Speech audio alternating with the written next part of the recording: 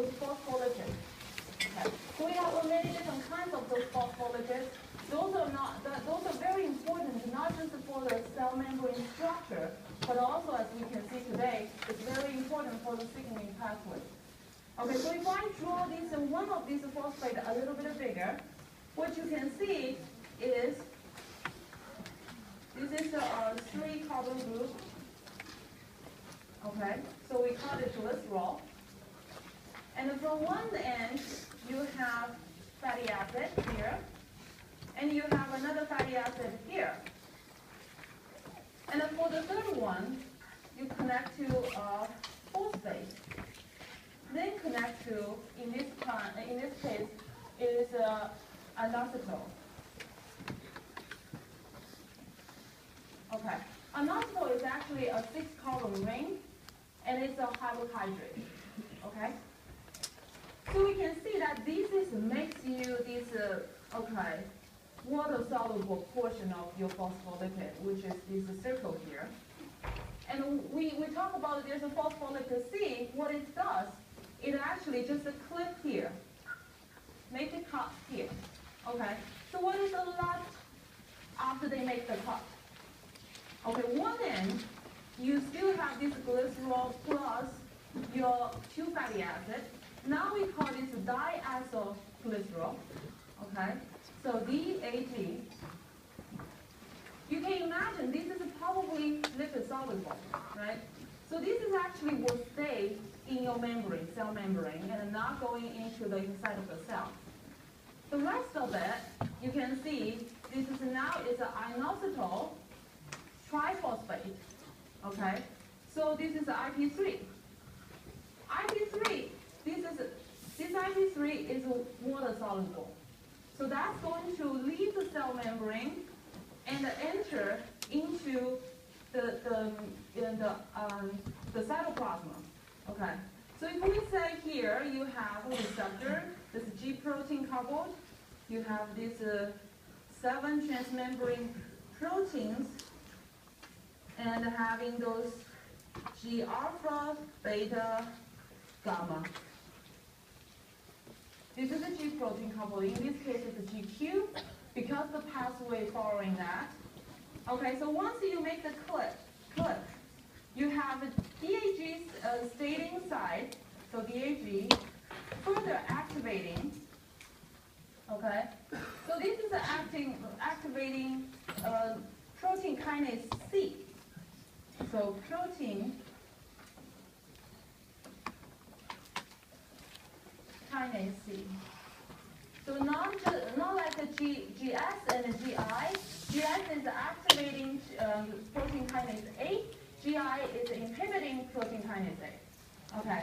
So this is the DAG does. And so what is the IP3? IP3 is water soluble. So then it can go into the cell, inside of the cell, and working at an ER. So they have receptors for IP3, and once it's binding to it, it was opening the channels, and it was letting the calciums to come out. Calcium is a very important intercellular second messenger system. So one of the second messenger is the calcium. Why calcium is important? Number one, it can activating protein kinase C. Number two, it can combine to commodulin. And once the calcium binding to the commodulin, this is basically activated the commodulin, and then go on to activating those commodulin-dependent protein kinase. Okay, so more protein kinase. Those are commodulin-dependent ones. So once the calcium binding to it, those protein kinases will be activated, and then we can do phosphorylation, adding phosphorylation to protein. So protein kinase C will do the same thing. We're adding phosphate into molecule or into protein. And last lecture, we talked about phosphate is basically an on-off switch. Okay, so the reason protein will have a function or not having a function is oftentimes it will be changed by adding a phosphate group. So some of the molecules molecules, proteins, when you're adding a phosphate group, it will be activated. Some of the protein, when you're adding a phosphate group, it will be inhibited. So that's how you control these those molecules, those proteins inside of your body. So we can see that this is your lipid. The reason we call it lipid is because of phospholipid involved. And the calcium, because of one of the pathways through IP3, you end up having a lot of calcium intracellularly. And so this is a lipid calcium pathway coupled by GQ. Okay, so very important. So this is basically covered the three slides we're in this PowerPoint. And one of the, I believe Dr. Chingunis mentioned the smooth muscle contraction. So this is the smooth muscle contraction in the body was through GQ coupled and calcium modulated cyclin, the light chain kinase activation, and then moving the smooth muscle contraction. So if you don't, if you haven't talked about it this semester, that's okay. And we're going to talk about it in 275 to when we talking about smooth muscle in your GI tract. Okay. So this is just to give you a brief overview about the PIP2 pathway, IP3. So the other one, this is the last signaling pathway, the receptor signaling pathway we're going to talk about. It is the receptor tyrosine kinase. Okay. So this is very different from what we have just see, the GIG and GS, GQ. This is not G protein coupled. All right. So this is, you can see the receptor itself has a kinase. What does that mean? When you have a kinase on the receptor itself, it will cause the phosphorylation of the receptor itself. So this receptor has many different domains. And the one domain is the extracellular domain. They have a binding site. And they have the the cell membrane one, and they have the intracellular domain. Okay. So I'm not going to show very detailed, but what you can see is this receptor, once it's activated, you can imagine in the intracellularly they have a lot of residue. Those are tyrosine. So tyrosine is amino acid, and it can get phosphorylated. So this activation of these receptors will actually adding basically it's a phosphorylate those tyrosine residue. Okay. So once you phosphorylated this tyrosine, and then another protein can come in and binding to the tyrosine and it got activated and causing downstream the cell response. Okay, so activating basically a kinase pathway, the cell response. So this protein, some people will call it a relay protein, and in the book you call it a docking protein. So basically it's once the tyrosine got phosphorylated, so the receptor itself is phosphorylated, and it will have a protein binding to it, and the protein will activating the subsequent pathway to causing a cell response. So you may find I draw multiple tyrosine residue, and that means each of these the tyrosine residue is belong to a different pathway. So in one tyrosine receptor, you can actually activate it in multiple pathways. Okay, so could it be as many as 10 pathways that in one receptor, tyrosine receptor. So what kind of hormones is using this? So insulin is using this. It's very, very famous. The other one is a growth factor. So this is actually very, started a lot because of the cancer research. A lot of problems with the cancer, people will be able to link with the overexpression of those tyrosine receptors, tyrosine kinase receptors. And so a lot of people in the past was believed that if we target this pathway will be able to solve the cancer problem. So that has been started a lot for that reason. So this is our receptor tyrosine kinase. So help us to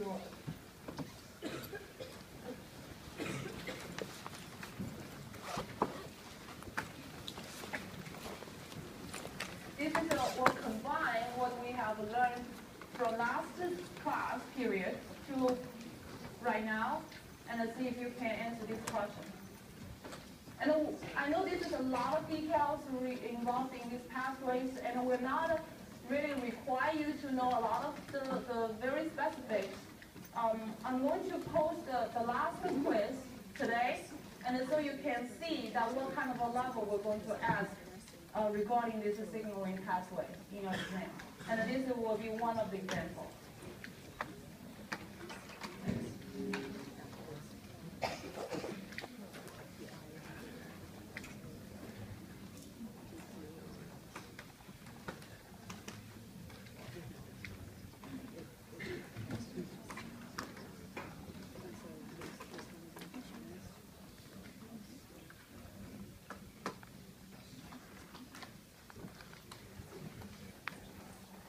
I have 1 minute for each question, so I'm going to stop here. We have 5 clicker questions, so it should be okay. All right. So what are you looking at here? What is the reason that will differentiate between these different GI, GS, GQ? Number one, there's different kinase, right? So if you're talking about the protein kinase A, that you think we're talking about GI or GS. If we're talking about the protein kinase C, we're talking about GQ, as we just mentioned before. So if you can see that maybe it wasn't too clear here, that here. You have a protein kinase C in the GQ, and which the question was not asking about GQ, protein kinase C, it is asking about protein kinase A. So you can, because of that, limit your options to GS or GI. But what is the difference between GS and the GI? S means stimulation, I means inhibition. So if you can see that reduce the intracellular activity of the protein kinase A, which one it is? B, okay, GI, very good. All right, so this is a pretty complicated pathway. Yes, huh? Okay, so was from last class. I know this is being for a break, so I have this. I anticipated your question, so I have this a couple slides from last time. This is when we talk about GS coupled pathways. We use the cartoon to illustrate what happening, the adenocyclase. And then this is the GI. We mentioned GI is we talk about very briefly, but you should know is GI is activated by phosphodiesterase, which is going to inhibiting the cyclin AMP. Okay, so make sure you review those. All right, so enough about the mechanism of how hormone works. This is a very fundamental for understanding about the neurotransmitters, understanding about the hormones, and we're going to visit them when we talk about the cardio functions and the smooth muscles in next semester. And for the rest of the class, what I will help you to look at is the factors that influence the hormone secretion, and I give you one example about the action of the hormone. So we're going to just focus on the thyroid hormone in our lecture. So if we're thinking about the hormones, the hormone function, and they've got to be very tightly regulated mechanisms to control those hormone release, so the hormone cannot be over secreting or under secreting. So there's many factors involved in this process. So as you know, many of these hormones are controlling the iron concentration in your plasma, or controlling, for example, like glucose in your plasma. So changing of those ions in your plasma or glucose in your plasma, in your blood, that is going to affect the secretion of those hormones. Okay. So the other things we're going to involve in the control of the hormone secretion is neurotransmitters. So some of those hormones will have innovations coming from nervous system. One of the example you're already familiar with is the adrenal medulla. Imagine adrenal medulla as a part of your sympathetic nervous system, but it's an endocrine gland, and it's receiving input from the preganglionic neurons of your sympathetic division. Okay, so that is what we mean by neurotransmitters. Central nervous systems can affect your hormone releasing as well. There's hormones that can control each other's secretion, as we're going to give you a very classic example. And also the circadian rhythm, so the changing of the daylight, that was affecting a lot of the hormone releasing as well. And so oftentimes the control of each hormone is not just by one controller. Oftentimes it has many different controllers to affecting the hormone releasing. And we're going to see that in a second. And so to categorize what we have just said, there's a simple control, there's a complicated control. Simple control means when a hormone, for example, insulin, is involved in controlling the blood glucose level. Once the blood glucose level is changing, that will directly feed back to the insulin to stimulate the releasing of the pancreas, to stimulate the releasing of insulin or decrease the releasing of insulin. Okay, so that's a simple, and all the others are complex. So first, let's take a look at the circadian rhythm. I'll give you a couple examples here. So as you can see, we're listing not all the hormones that involved with have a circadian control, but some of them, including melatonin, cortisol, thyrotropin, which is controlling the thyroid releasing, and the growth hormones, as we're showing on the right side of the screen. Okay, so we can see that a lot of your body parameters, like the temperatures or body blood flow, also follow similar patterns because of the hormones involved in it. For example, your core body temperature is heavily influenced by serotonin, and your urine production is heavily influenced by ADH, as we already seen in lab. So ADH secretion during the night is very high. So that will make you retain water and have less likely to go use the bathroom during the night.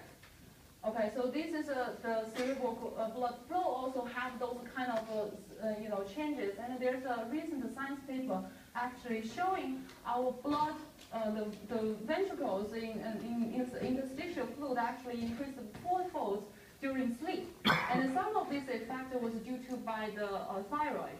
And so when you have a decrease of thyroid hormones, you may find that there's a decrease of the blood flow in your brain. So this is a very fascinating how they are interconnected. So we talk about these two pathways. So one is a simple control, and the other one is a complex control. Give you a very simple example here is the beta cell in your pancreas secreting insulin. Okay. So insulin is a very, very important hormone that we're going to study a lot when we talk about the metabolism next semester. So this is very, very important for diabetes patients. And when we have, so why is the insulin important? Is the insulin can reduce your blood glucose at a very reasonable level, not going to be elevated. When you elevate your blood glucose level, there's a lot of damage it can do, and they can hurt your nerve system, and it those could hurt your blood vessels. So it's a very, very bad thing to have a very high blood glucose. And so what is insulin does? Insulin is, if you're looking at insulin is basically reduce the level of your blood glucose. So let's take a look at the pancreas cells, beta cells. and how they can sensing the changing in the glucose and tell the cells to either release or stop releasing of insulin. So on the right of the side of the diagram is your one beta cell, okay? So this beta cell has, on the red channel showing here, is the channel that transporters that will allow the glucose to come in. Those is using the concentration gradient. Okay, this is very important. GLUT2 is use the concentration gradient. Once the glucose is high in the plasma, presumably, and then they can enter into the cell. This will be utilized into using ATP, making ATP. ATP level high. There's going to be in this corner.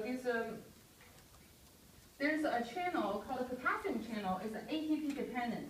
Okay, so once you have a lot of ATP here, this channel is going to get blocked. And the blocking potassium channel in this case is going to depolarize basically bring your membrane potential up, right? So once you depolarize the cell, you have the voltage-gated calcium channel in this corner is going to allow calcium to come in and allowing the hormones, the insulin to release. So you can see high glucose will causing releasing of the insulin from the beta cell. Vice versa, if you have a glucose reduced, not so many ATP can be generated because the potassium channel will open, hypopolarize the cell, and then stop insulin to release. So very clever design. Okay.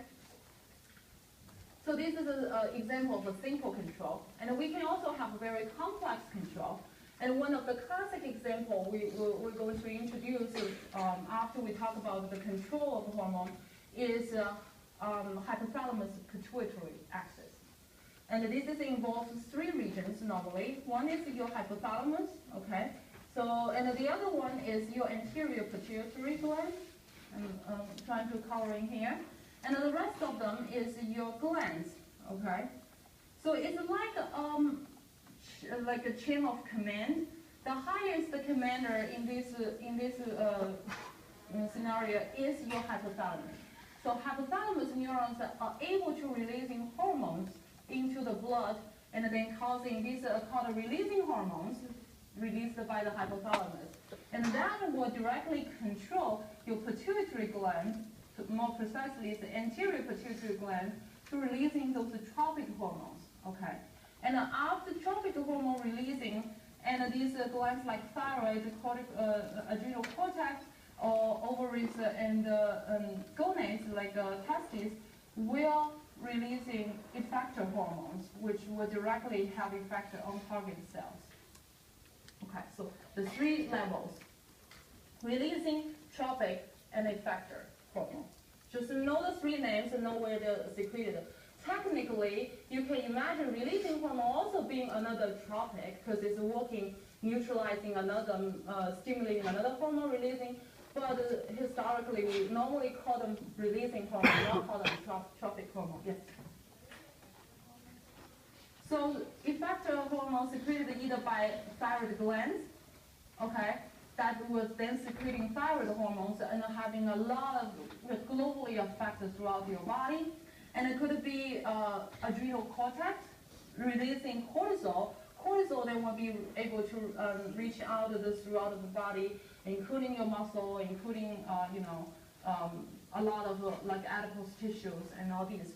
And then for the ovaries, the effector hormones here, the gland itself is either ovaries or testes, and those are secreting estrogen and the testosterone to then having a globally effect as well, okay, giving us a secondary sex characteristic. Very good question. Okay, so we talked about the hormone can interacting, influence each other's releasing, and they in fact can also compromising or helping each other's function, action. So not a compromising. It's more of a helping out or working against. Okay, so here is the three different ways they can acting with each other, and that you need to know for the exam purpose.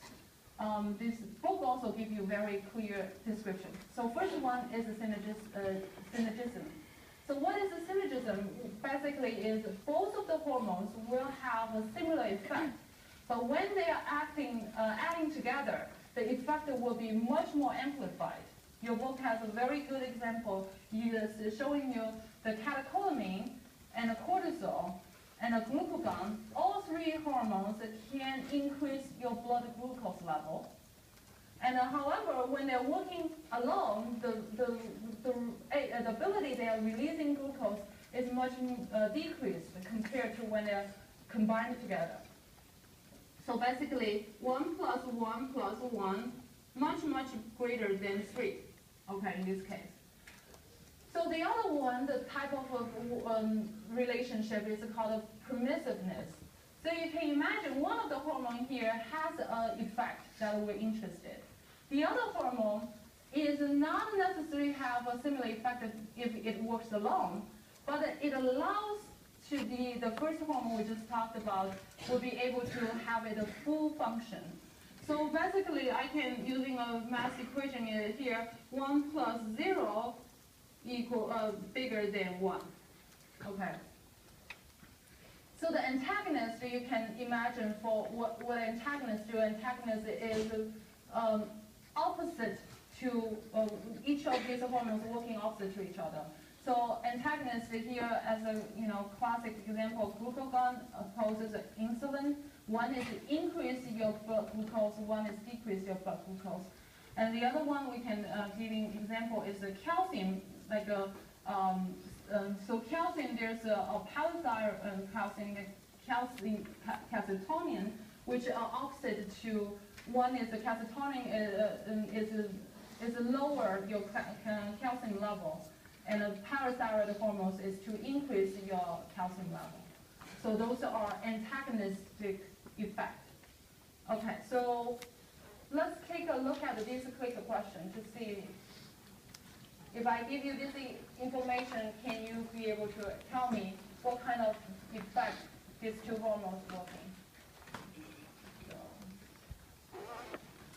So this diagram, I'm going to give a quick explaining. Thyroid hormones itself does not have much effect in releasing fatty acids from the adipose tissue. And epinephrine, which is the catecholamine, can release a small amount if it's worked alone. But when you put thyroid hormones and epinephrine together, and you can see they're releasing a large amount of fatty acids. This is exactly the same question as you have in your PowerPoint. It's just not having a figure here.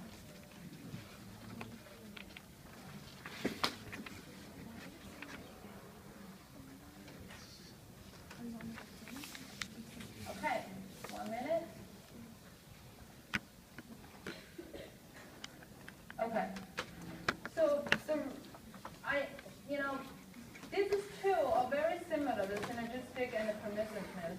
And I think most of you would, choose permissive because of the thyroid hormone itself does not have an obvious effect. So that the question was actually the tentative, the correct answer is A.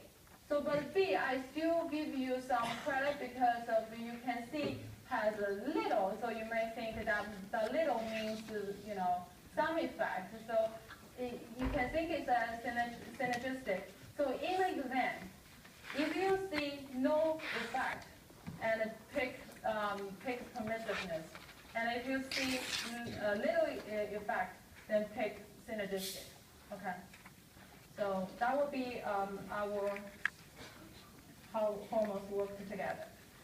So this is all the control. We have just talked about the controlling and of the how hormone releasing is controlled by various parameters. And for the last part of the lecture, what we're going to talk about is actually the hypothalamus pituitary axis, and using one example, which is the thyroid hormones, to understanding the feedback loop. Okay. So, before I move on. So how this thyroid hormone does the job by helping the more of a fatty acid to release actually is by express more receptors, beta-adrenergic receptors on these adipose tissue. Okay, so that is how they being able to having a bigger effect is that you have much more receptors to responding to epinephrine. All right. So hypothalamus hypophyseal axis, and which is also hypothalamus pituitary. There's another name called it for pituitary. Is really fascinating. And this is a control. We mentioned about the hypothalamus as the control center for your autonomic nervous system as well as for your endocrine function. And here is the details of it, especially for the endocrine. Okay, so if we're looking at this diagram here, the hypothalamus pituitary is a very small region here. And the hypothalamus, we know that's a part of the diencephalon, which is underneath of your, on the bottom of, if you were to say, of your brain. And we mentioned that in the lab that it can have neurons to actually be able to releasing hormones. Okay. So there's for the pituitary glands, and there are two portions of it. We learned it in the histology lab. The front part is the anterior pituitary, which is derived from your epithelium cells. So these are the hormones, these are glands. Okay, so those are glands are able to releasing hormones. The other one is the posterior pituitary. This is originated from nervous tissue, and you can imagine that most of the tissue you find in this region actually are part of the nervous a neuron. Precisely, they're the axons of the neuron. Okay, so you will probably ask where the axon, where the neuron cell body located. The neuron cell body are located in the hypothalamus. So they have a very long axons that will coming in and in the post-pituitary glands. Okay. So you don't need to worry about this, the raptus punch. This basically is during the developmental age. This is the upper portion of your mouth that has a little indentation, and that will later on giving rise to this pituitary gland. All right, so post-pituitary glands, let's start with the simple one. So we kind of alluded to it that post-pituitary glands is mostly finding the axons of the hypothalamus neurons.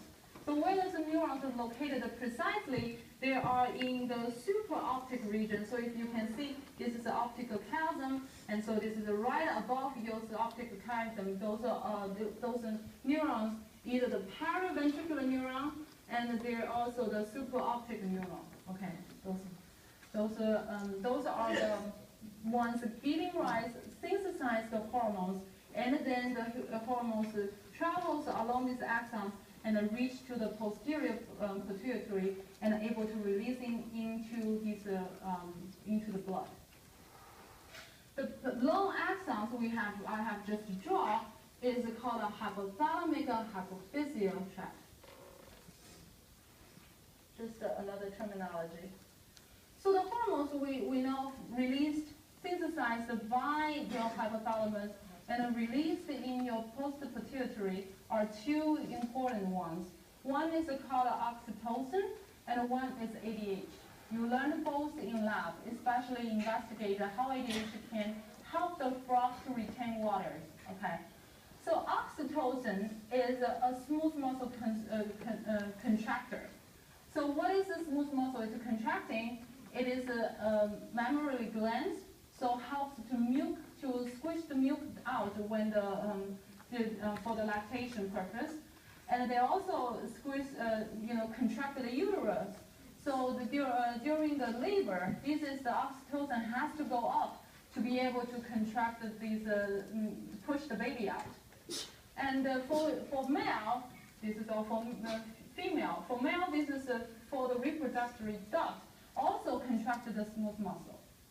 Okay, so I put a romance here. It's actually a recent study showing that the oxytocin might be also involved in the, relationships, and especially one of the studies showing if you put the couple into long distance and they don't have a lot of affection, touch, and feeling good, and the oxytocin level actually drop.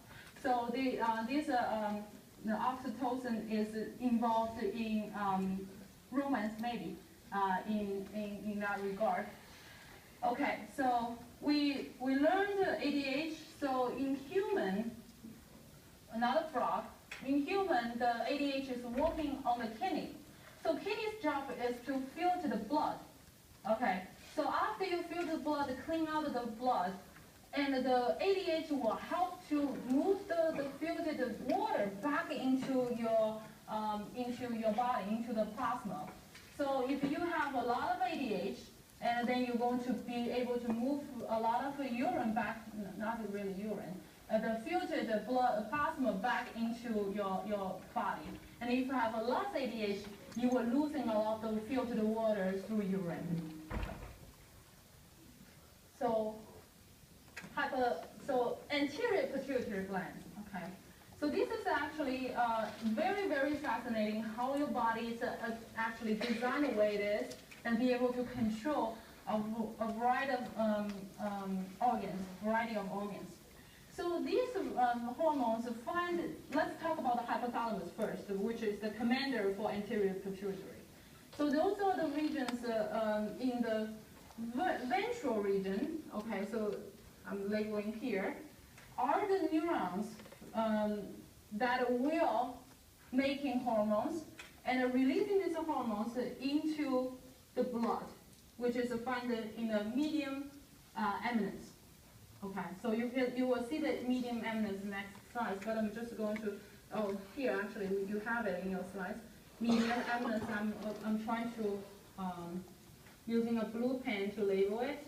This is the region in the very connection between your hypothalamus and the pituitary glands. This is the place where your hypothalamus hormones got released into, and then travel and then reach to the anterior pituitary glands, and then anterior pituitary glands will be able to responding to those hormones and able to releasing 6 hormones that we're interested. Okay, there's maybe more than 6, but we're not going to study them at this point because a lot of functions in humans are unknown. Okay, so you can see that we still have to track this because of this is called a tubular region, and those tracts that we call the tubular hypophyseal tracts. I'm not going to ask any questions about those tract names in your exam. Just one last thing for you to memorize, but this is just the anatomical terms. Okay, tubular hypophyseal tract coming in, and then these hormones from the hypothalamus then enter into a blood vessels, not a blood vessel, a blood network, or vessel network, capillary, and which is, we call it the portal system. I'm going to talk about the portal system because it's very important. You have 3 portal systems in your body, and this is the first one we're going to talk. And what is a portal system? Basically, portal system means you have 2 capillary beds. Okay, so where are the 2 capillary beds in this case? You have the primary capillary beds as the region we just talked about in the medium eminence. Okay, so I circled here. That's the first capillary bed. The next capillary bed is you find it in the anterior part of your pituitary. And always, when you talk about the portal system, these 2 beds actually, you can see they're connected by the portal vein.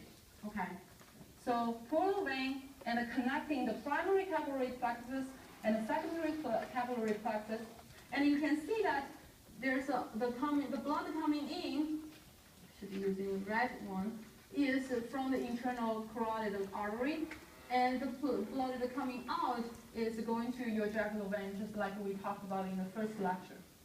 Okay, so this is important. Okay, so hypothalamus, these neurons will be able to releasing hormones into the primary capillary bed. And then these hormones, without diluted in your system, is going to travel directly into your anterior pituitary, and that any information, any command from your hypothalamus is going to be amplified. So that basically is how your hypothalamus works. It's by a series of commands to amplify the information. Okay. So now your anterior pituitary can release hormones into the secondary bed, and then those are going to your effector organ, and which could be the thyroid glands, it could be adrenal cortex. We're going to focus on the hormones released by your anterior pituitary for a second. And maybe a simple way to remember them is flat, thick. So 6 of them, right? So there's a follicle stimulating hormone, FSH. You have L, which is luteinizing hormone, LH. You have A, which is corticotropin hormones. And you have T, which is thyroid stimulating hormones. And you have P, prolactin, and G, growth hormone. Okay. So this is the 6 of the hormones we're interested in, flat pick. So, except the prolactin. Prolactin directly work on the targeted organ. So directly working on the mammary glands to synthesize milk. And the other ones all have their following, the kind of related information to another gland. So for the FSH and LH, collectively they call it gonadotropin hormones. Gonadotropins will directly affect your testes and your ovaries and causing releasing of estrogen and testosterone. You have growth hormones working on the liver to releasing insulin-like growth factor 1. And you have TSH work on the thyroid glands to releasing thyroxine, T4 or T3. And ACTH working on the adrenal glands to releasing cortisol.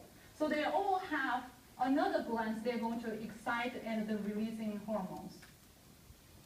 And for the hypothalamus, the one step up, they're going to control the releasing of all these anterior pituitary hormones. You have gonadotropin releasing hormones. So all these hormones are kind of is releasing, okay? So releasing hormones. You have growth hormone releasing hormones, or somatostatin, SS. Somatostatin also called a growth hormone inhibiting releasing hormone. You have TRH, which is thyrotropin releasing hormone to activating TSH. Dopamine, which is different from everybody else. Dopamine is inhibiting prolactin, okay? And then finally, you have a corticotropin releasing hormones to activating corticotropin hormones to release. Okay, so there's a series, 3 layers. And because there are 3 layers, you can imagine there are going to be feedback loop. So, controlling, because these 3 layers of once I activating the, thyroid glands, the thyroid glands will be able to, the T3, T4 should be able to inhibiting the commanders, right? So that's exactly what happened. So thyroid hormone, I keep saying T3 and T4. T3 and T4 are 2 forms of your thyroid hormone. We're not going to talk into too details about it, but basically there are a type of thyroid hormone, if you would like to say. So those are going to negatively inhibiting your TSH and negatively inhibiting your TRH. And this is exactly what this diagram is showing. So rising T4 is going to inhibiting both of these hypothalamus and pituitary glands. In order to understand, this is the very last part of this lecture, is to understand how these 3 different layers have to work in a coherent way that you will have a normal function. So to understand that using a thyroid hormone to as an example, we have to understand what is exactly TSH2. Okay. So TSH is the thyroid stimulating hormone, and is involved in every single process of your thyroid making. And it's also important for the development and the growth of the glands itself. So if you have an elevated TSH level, you will imagine you're going to have a thyroid glands hypertrophy.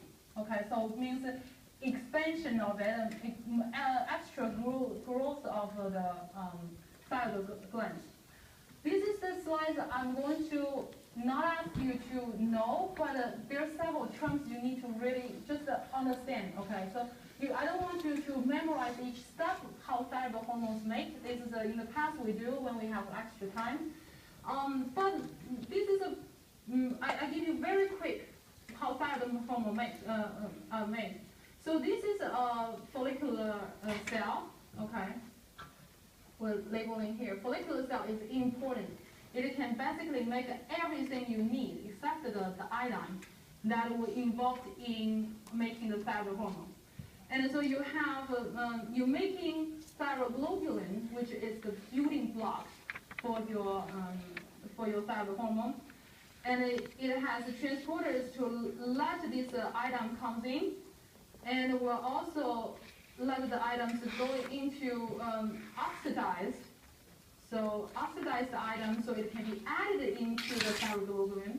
When it's being added, it will coming back and endocytosis into here and clip those T4, T3 from your thyroglobulin. And then T4 and T3, mostly T4, is going to diffuse out of your follicular cell into your blood, and then they have carriers, proteins, to carry them to the effective tissue because of they are lipid soluble. Okay, so what is the TSH involved? It involved in the expression of your sodium iodine synporter. Without TSH, you will not even be able to move the iodine into the cell.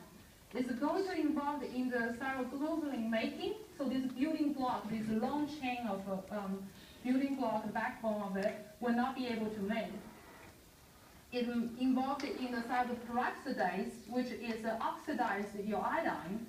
So it basically involves every step to make the thyroid hormone. So TSH is really, really important for the thyroid glands to work.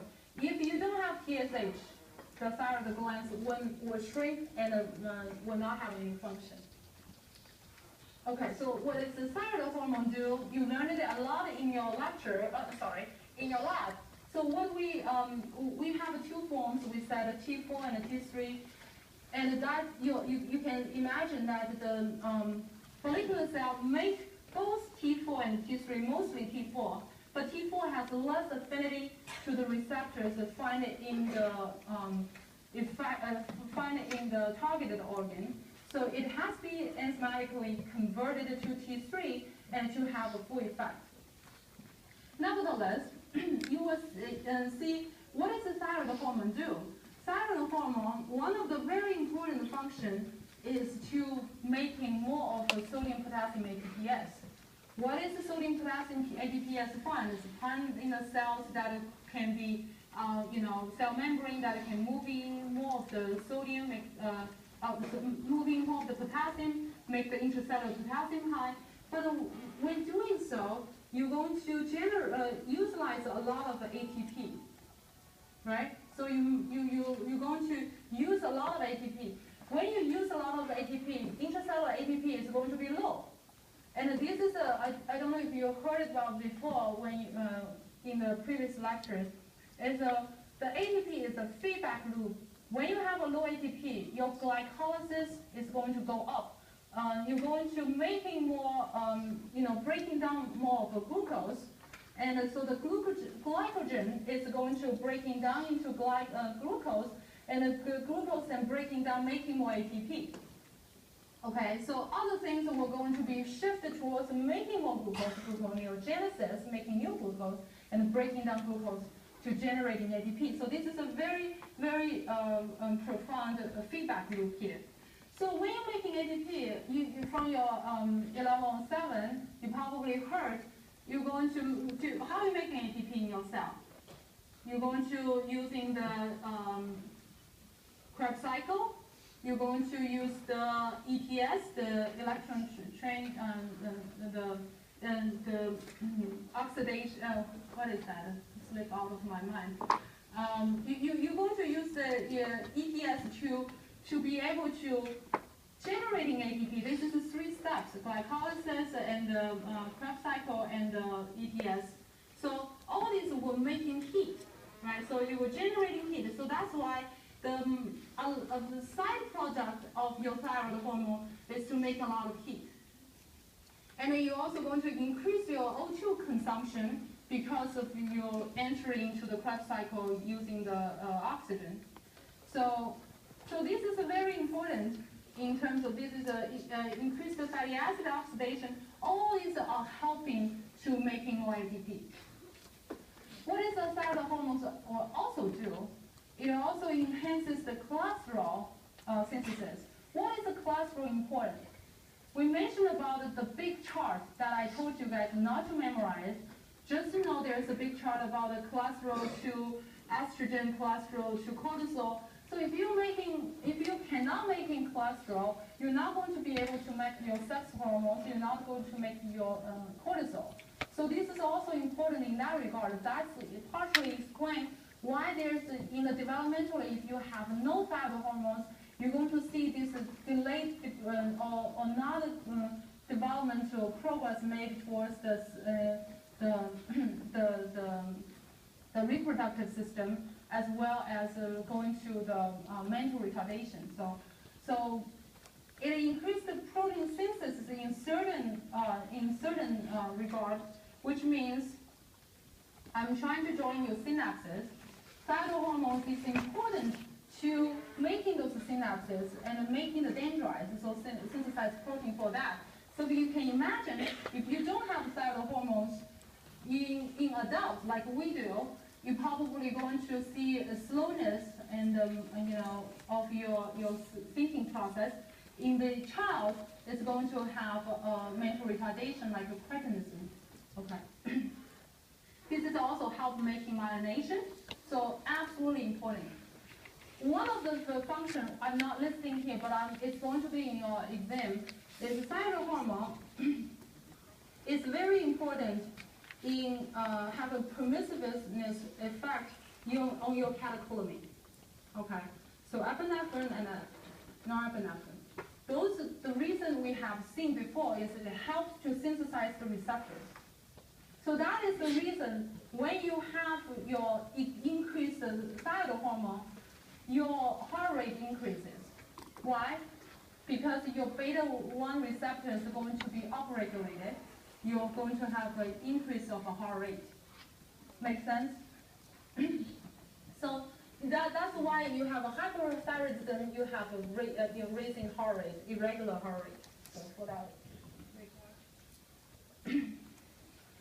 I said all this and actually was trying to get to understanding the whole feedback loop.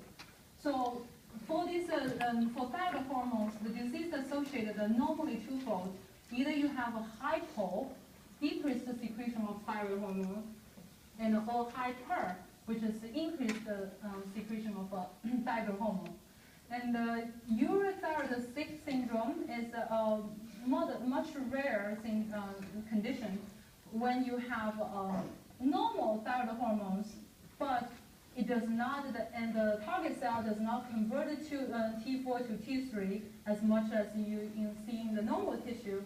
And what happened is, even though the thyroid hormones level is good, even your TSH, TRH level is good, you will find these people have a decreased, seems like a hypothyroidism. And these are happening in the surgery, in the cardiac attack, and finding the infection. So those are normal thyroid syndrome. So for the hypothyroidism, you have two types of hypothyroidism. Either the problem is called primary hypothyroidism, and the problem is in the target, in the thyroid glands itself. You also can have a secondary hypothyroidism. The problem is in the commander, in the pituitary or in the hypothalamus. So similar as a hyper, if the problem is in the glands itself, it is called a primary hyperthyroidism. If the commander has any problem, this is called a secondary. Let me ask you this question. So let's go into the hypothyroidism first. If I have a primary hypothyroidism, what your prediction will be to TSH and TRH? Yes. Will be normal. So keep in mind, when I say primary, it means there's no problem with your commander. The pituitary glands and the hypothalamus will be fine. So you're going to see in your blood, it has a dropped T4 or T3, right? So the dropped T4, T3 unable to inhibiting your TSH and the TRH, right? So what will be the TRH and the TSH? Go up or go down? Up, very good. So you can ask yourself the same question as if I have a secondary problem, what is going to be your blood TSH, TRH, and then the T3, T4 level will be? And the same thing we do to the hyper. That will help with your final. Okay, so I have another question for you guys.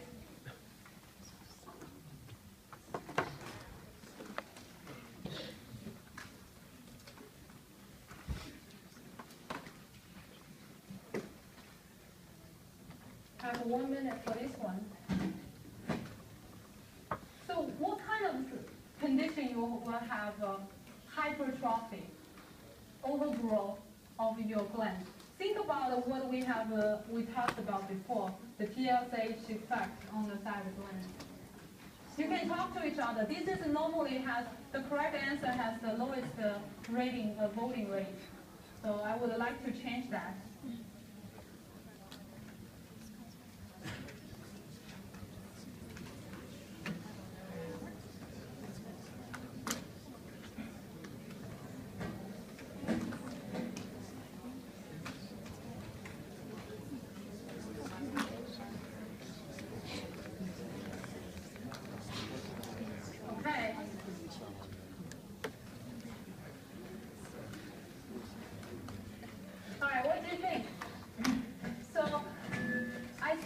You choose the primary hypothyroidism, and this is a very good answer. Wait. Okay. So why I say this is a very good answer? You understand the feedback loop now. If you have the problem with the thyroid glands, you're going to increase your TSH, TRH, particularly TSH, is going to stimulating your thyroid glands to develop. So definitely primary hypothyroidism will giving you goiter. So what is kind of a common problem with that is if you don't ingest enough iodine in your food, you don't have enough iodine, you're not going to be able to make the thyroid. So that is considered a primary the hypothyroidism. Okay, so however, I see some of you. Okay, let me see. Seems to choose also secondary hyperthyroidism. So the secondary hyperthyroidism means the problem is in the pituitary glands and the hypothalamus. Nevertheless, they are able to make more of the TSH, right? So that is actually the same as the effect in generating the goiter. Is you're going to be able to have elevated TSH due to some tumor maybe or some other problems or immune disease, and be able to make more TSH. So that will also going to affecting your the thyroid glands to become bigger. So B and C are both good. So that makes those who selected E the best answer. Okay, so if you in the exam, make sure you covered all your bases. So both B and C are correct. That makes E is the correct answer. Okay. So So just a couple of symptoms of these hypothyroidism and hyperthyroidism. First, hypo. Hypo, in adult hypothyroidism, a lot of times you can see there's maxidemia. Maxidemia means, extracellular fluid, and you can see the puffiness of those patients. And why is that? Thyroid hormones has ability to remove some of the intracellular polymers, and those, if you don't removing them, and they're going to, those extra things in the extracellular fluid going to attract more fluid into it, making the face look puff. Okay, you have also low BMR, the basal metabolic rate. You feel chilled because we don't generating a lot of heat as the side process of making ATP. And you find a mentally sluggishness. We talked about it's important from the synapses, myelination, and also important for the blood flow. Okay, so if you have a decrease of thyroid hormone, you're going to see a decrease, potentially decrease of blood to your brain. Why is that? It's because of your heart are not able to pumping more blood into supporting your all the vessels. Why is that? Beta adrenergic receptors. If you don't have thyroid hormones, the permissiveness of the effect, making more of the beta adrenergic receptors, as we see in other clinical questions with the figure, it's not going to happen. Okay. Cretinism is when you have a baby, infant, or when during the fetus, the mom does not have enough thyroid hormones. This is what happens, and a very severe mental retardation, and also the decreased development. So why thyroid hormone is important in this regard? Because your thyroid hormone is the permissiveness effect, has a growth hormone, and it has also the reproductive system. So that is why it is important. Okay, we mentioned the goiter, and any time when you are overstimulating your thyroid glands by TSH, you're going to find enlargement of your goiter. So in this case, primary hypothyroidism will causing you have more overgrowth of your thyroid glands due to TSH. All right. Promise the 5 click questions. This is the second to the last one.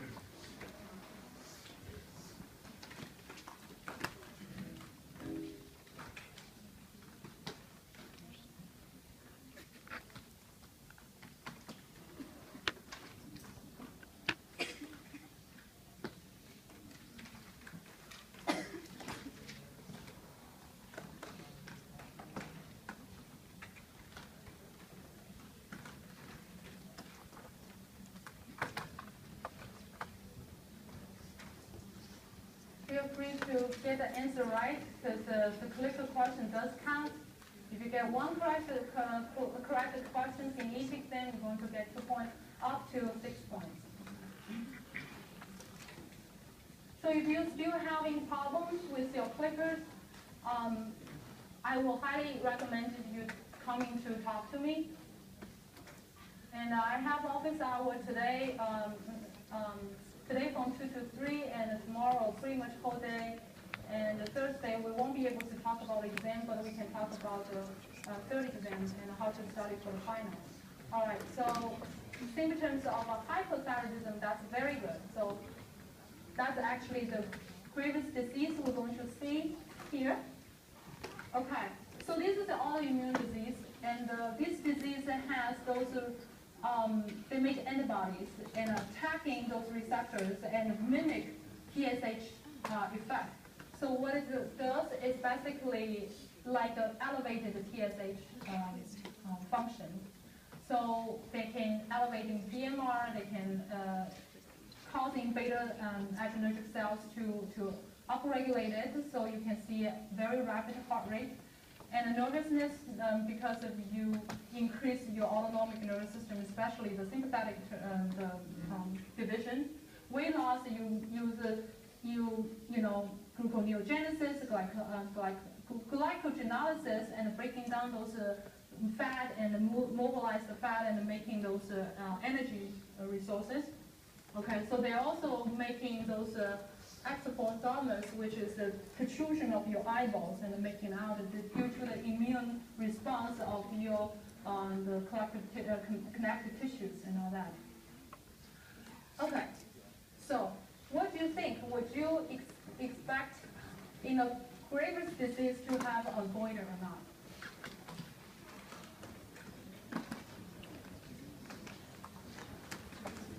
This is a simple question, so we're going to just have 30 seconds, and then we're going to talk a little bit about the final on the third exam, or fourth exam.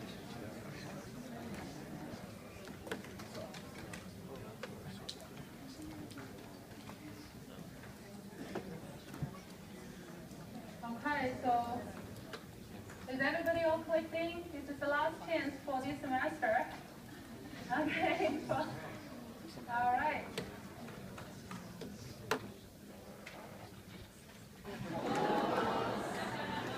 All right, we just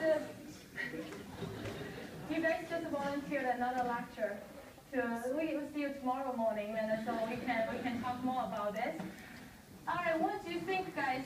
When you have a Graves' disease, this Graves' disease, we just talked about it here, right? So it basically, you have antibodies working as a TSH. And I said on the very beginning of this portion that the TSH is extremely important for the development and the growth of your thyroid gland. So if you have an antibody that works exactly like TSH, would you see a goiter or not? Yes. Okay. So the correct answer is yes. So here is a couple things about the final exam and the fourth exam. Do you guys want to review? Do you want to review from me or from you? The PA? You. Okay. All right. So what I would do is actually I'm going to find a room, the bigger room that can draw a couple of diagrams that we already draw in the during this semester. That is important, I think, for doing well in the fourth and the final. And I probably can do it on tomorrow, Wednesday. And it's a Wednesday morning or afternoon better for you guys? No, I didn't. No. Morning? This is my email. Okay, so tomorrow morning, I will try to find a room and to make an announcement. So wait, before you go, final exam is paper-based, okay? So we're going to come in here, 8 o'clock. Can I get your email, just in case, like... And if you have any conflicts, for example, have multiple exams for that day, and I will highly recommend that you go to OSSA as soon as possible. And we do have limited seats, and it's also going to be on Thursday, 2 to 4 o'clock in TLS 111. And I only get 9% of the class to write any review for me and Dr. Nunes, and we're depressed about it. And so we wanted to see more response, give us some sincere feedback so we can make our course better. I just want to sign, like, I was going to be there, and, like, I was going to, like, no.